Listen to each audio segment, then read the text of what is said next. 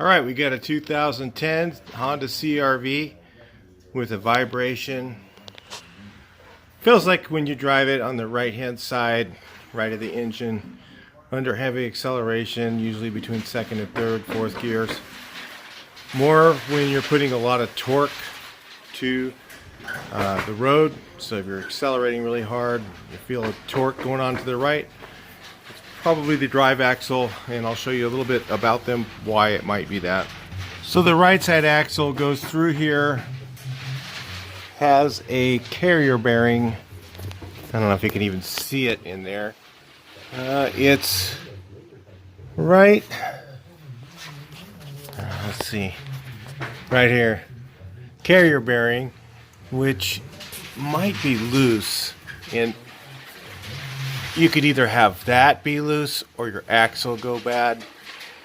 Either one could cause a vibration under acceleration. So let's take a really close look at this and see if it's the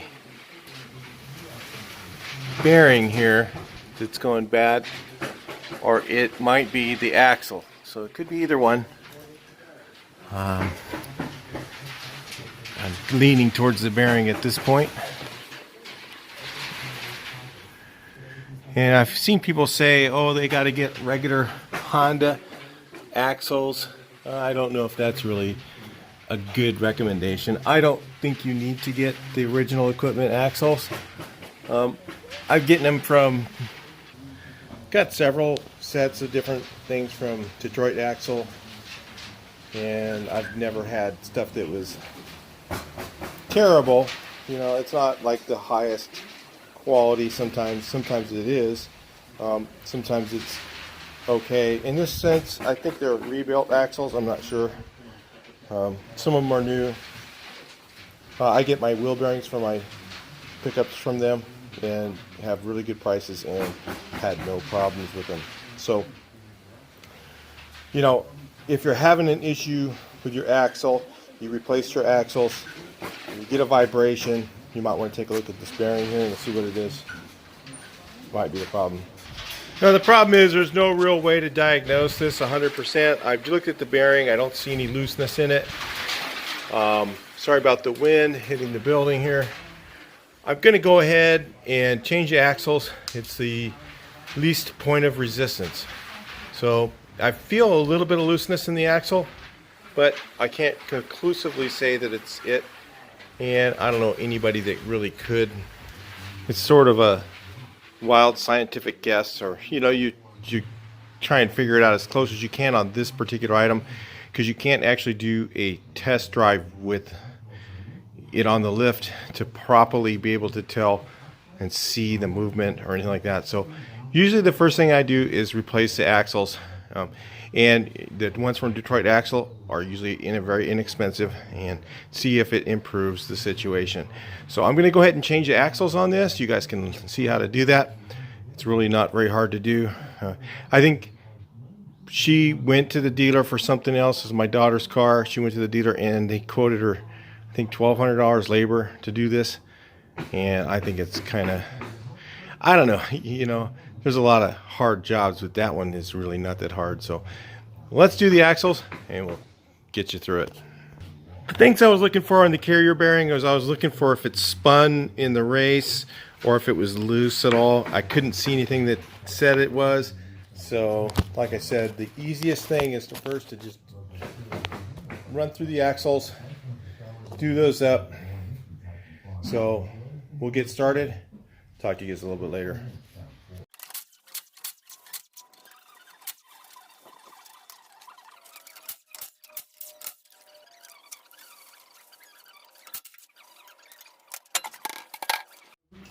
All right, so this is 36 millimeter. Helps to have one of these. This is a Harbor Freight Earthquake. They have a cheaper one that works fine too. So yeah, it's really not that hard. Sorry about the noise. Maybe I'll get that turned down for you.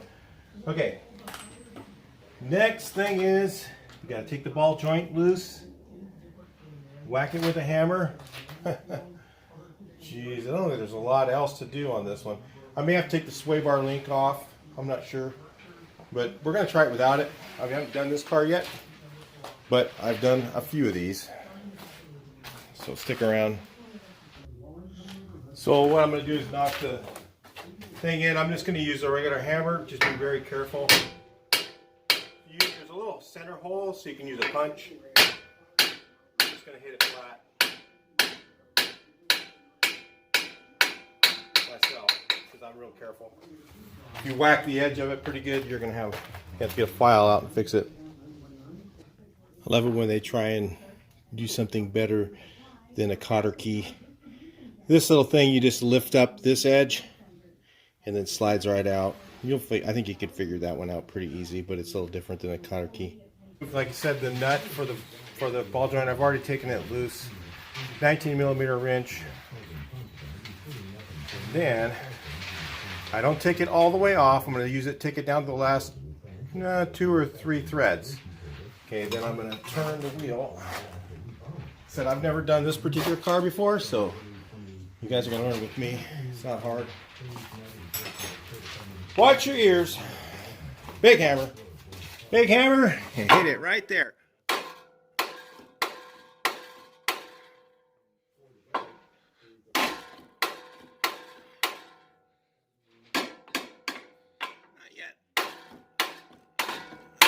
Goes.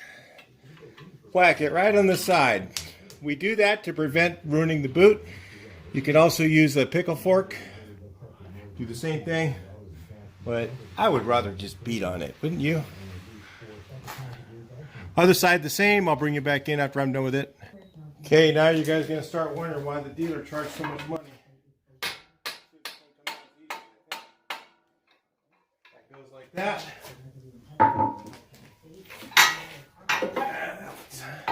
I think we're ready to pop that one out.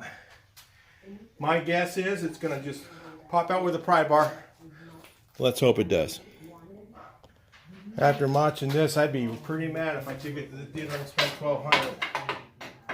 Okay. Get a pry bar up in here. We're going to lose a little bit of oil, so drain pan is ready.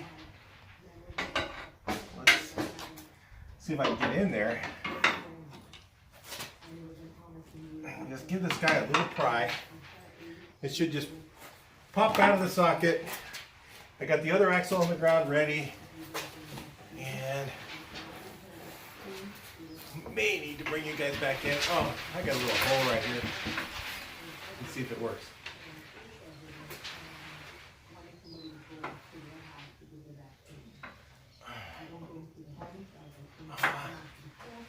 Yeah, it's a little tight right here. Let me see if I can get a better tool. But what we got to do is get behind here, reach in here like this with this bar, and pry this out. It'll just pop. This little ring right here is what's holding it in, and that's all that holds it in place. It doesn't. It's just kind of a snap ring. It's a lock ring. It doesn't even snap in place. It just locks it in place so it doesn't just fall out. That's all there is to it. Let's get the axle out, put the other one in. Perfect tool was a long screwdriver. I just went right in there and popped it out loose. I have my new one ready. Let's see if I can just yank this sucker out and shove the other one in the hole before it leaks much fluid. Usually it doesn't leak much, if anything. This one doesn't look like anything's going to come out. There's just like a little drizzle there. We should take a little bit of, I'm going to take a little bit of fluid, a little bit of oil, and put it on right here where the seal surface is, just so it doesn't wipe that seal out. So I just took my finger and reached inside the transmission, got a little wet, put oil on that surface, carefully shove the new axle in. Don't force it too badly. You are going to have to tap on it or something though to get it all the way in. So you put it in place, feel the splines, feel it go in the right spot, and then I get it like this. It's a little bit tight in there. Not bad though. Tap on it. Give it a little love tap. Don't beat on it. Go in the hole. It's going to go back in. There you go. Not too hard on it.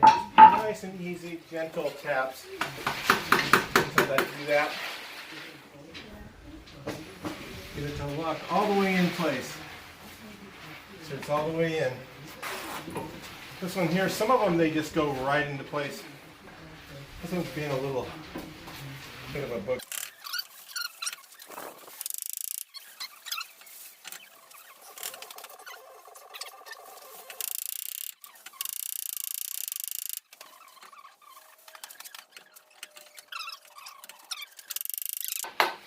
You can hear that. Just got in all the way. I'm not hitting it that hard. Nice and gentle. Usually they just pop right in most of the time. Usually it just goes right in those spines. But these ones were a little bit tight this time, so. Anyway, we will proceed. Hopefully this axle's good. No issue. Anyway, not expensive. You buy them somewhere else too. I saw a guy say that he had bought them other than, didn't buy them from the dealer. So he bought them from the dealer and it didn't shake. I really don't think that's necessary. I think if you have a problem with your axle, most of the time, I've had it happen before. I put on a set of axles many years ago and the car vibrated similar to this one. And I just called the place that I bought them from, got another set. Next one had no issues. So anyway, was a little tight going in there, but I think it's okay. All right, so the next thing we do is the same thing we did, reverse procedure. Put this tight mother back in the hole.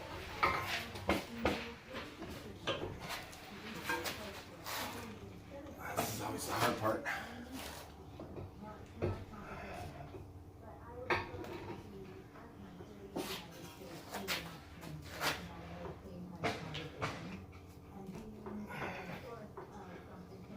A little bit tight. Okay. Gotta do this. Not too hard.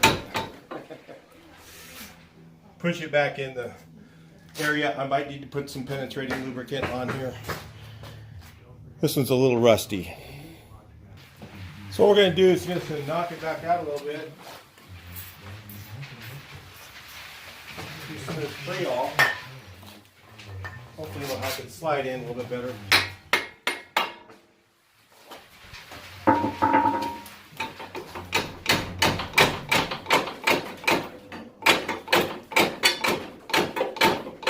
little hard on the axle, but it works.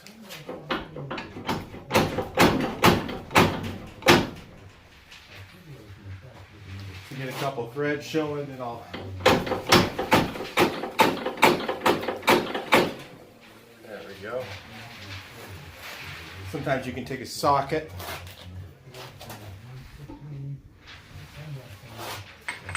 Put it over it. Does the same thing. People are going to be like, oh my God, you're ruining the new axle. No.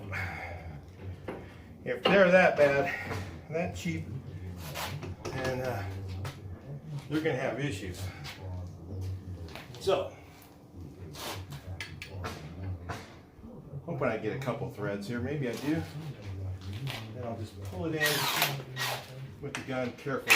I don't get very good. Nope. Not enough. Not my luck.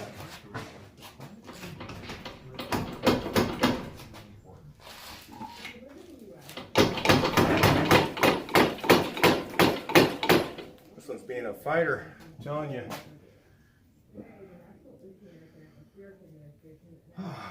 Yeah, these ones were kind of beat up. When I looked at them, I was like, those weren't the greatest axles I've ever seen. This time, see if I got a little more threads on there. Might have it now.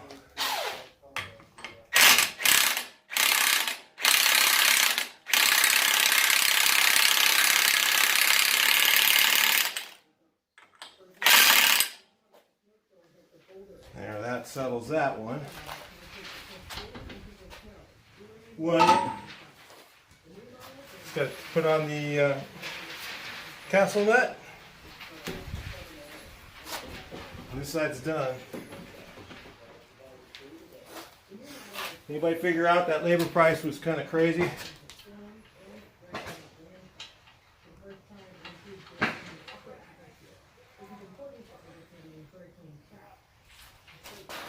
Alright, so tighten up the thing, put the castle nut back on, get nice and tight. Put the turn off this oil off the rotor. Can't have that.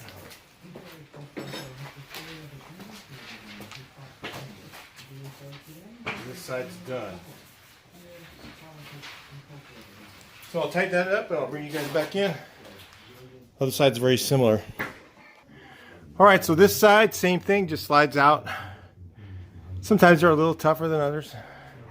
And this one, you got to get behind it like that. And this is my bar here. And then hit right there. See, I'll show you where the other axle is. Right here. See, you got to get this little flange right here. You got to get to that portion of the axle. You can see somebody, this is a rebuilt axle, so somebody was a little harder than me getting it off. So I'm not the worst. So right to the ground it goes. Other one just slides back on. Same thing. Same difference. Just give it a little. That one went right in. I gave it a little penetrating oil. That didn't hurt. Help. Didn't make it much worse, right? Anyway, I got to put this spline inside there. Ball joint on, and you're done.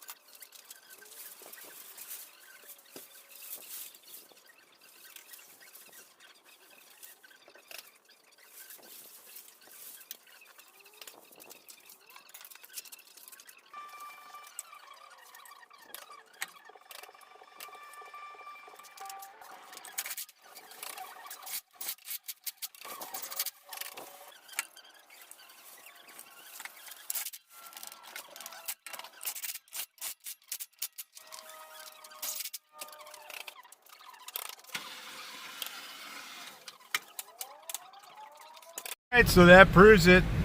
Pretty much the cheapest axles you can buy are from Detroit Axle, and the vibration is gone. And though you guys are wondering about me tapping on that part just so you can't, I was not beating on it. The difference between beating is me taking my whole arm swing and hitting that. I was just tapping on it, and if you think that that's going to be a problem, that's up to you again. But that is not a problem, because those parts are designed to take all the horsepower and torque of the engine and bring it to the road. So they are very tough. Okay, so you can hit some of those things pretty good. I mean, I'm not saying beat on it, but make sure that it's going every time you hit it, it's moving. Like I was hitting it, and every time when I was hitting the into the axle, I could feel it go into the hole further. It was just a tight fit. And the thing is, after you drive it for a little bit, and the movement and torque from the engine and all that stuff will loosen that back up. So if it's a little tight going in, that's just the way it is sometimes. It just depends. Probably the axle had a little tiny burr on it or something like that. Like the axles that I got, they look kind of like they came out of, somebody really had, beat them up, taken them out. But the innards of them are fine. And look, we don't have any noise. We don't have any vibration. Like right now, I would be getting it big time. About 40, 45 in third, I would get vibration. That is gone. So anyway, even though they didn't look pretty, they work great. I haven't had any problems with stuff I've gotten from Detroit Axle, even though it is the cheapest place to buy them. And maybe you have, and you know what? Put it in the comments. But you know, sometimes you're going to have some degree of problems on rebuilt parts. It's just that way it is. There's always that. So anyway, car runs great. Really good little car. We picked this up. My daughter needed a different car because her little Honda that she has, a really good, reliable little 96 Honda, we just had too small room in the back. That was the only reason for getting rid of or changing cars. So she's got this one because she carries a lot of big stuff for her work. So anyway, that's why we got rid of. That's why we have this. These CRVs are really good, by the way. They're actually a really good car. Just want to make sure everybody knew that. These are actually well designed, very easy to, simple to work on. They have a few engineering flaws, but not many. Nothing major. It's all very, very minor stuff. They last a long time. Get a lot of miles out of one of these if you take care of it and just basically keep synthetic oil in it. I'll talk to you guys in the next video. Please like, share, and subscribe.